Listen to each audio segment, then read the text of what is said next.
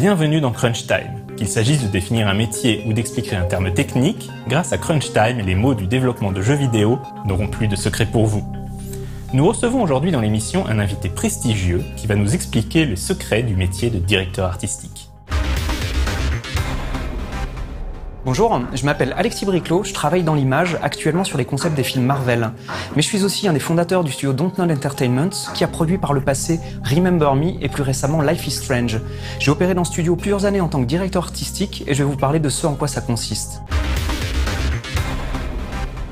Comme son nom l'indique, un directeur artistique dans l'industrie du jeu vidéo, c'est celui qui va diriger le développement visuel d'un projet. C'est à la fois celui qui va insuffler une vision et une homogénéité au jeu, tout en étant garant de la bonne tenue et du développement de tous les éléments visuels. Le jeu vidéo, par essence, c'est une œuvre collective, donc il s'agit d'irriguer tous les autres postes en travaillant de pair avec eux. La direction artistique, elle s'articule et se développe de pair avec l'histoire que vous avez à raconter, le gameplay que vous avez choisi, également d'autres contraintes plus terre à terre, comme le moteur et la technologie que vous allez utiliser. Bien sûr, il s'agit de travailler de façon plus rapprochée avec une équipe de graphistes qui comprendra, en fonction de l'ampleur du projet, des concept artistes, ceux qui vont développer les visuels préliminaires, des artistes 3D, dont des modeleurs spécialisés en personnages ou en décors, et encore des artistes graphistes d'interface ou des artistes effets spéciaux, et ça peut même parfois déborder sur la vision de l'animation ou encore du level design, c'est-à-dire la création des niveaux.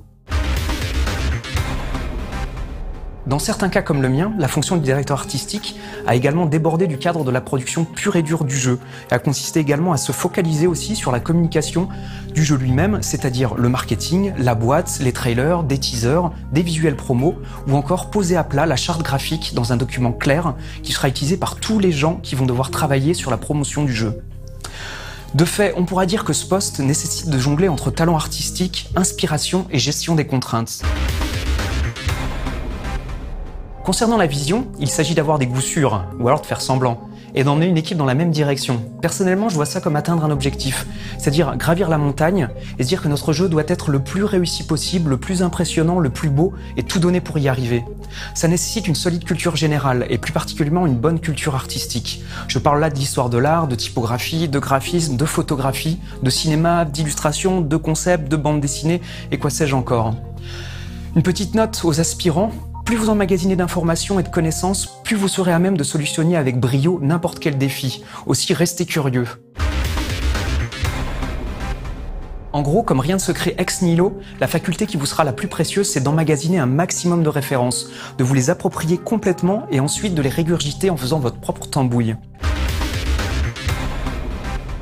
Côté technique, c'est nécessaire aussi de mettre les mains dans le cambouis et donc de savoir maîtriser au minimum des logiciels graphiques qui vous permettront de poser votre vision à plat en images.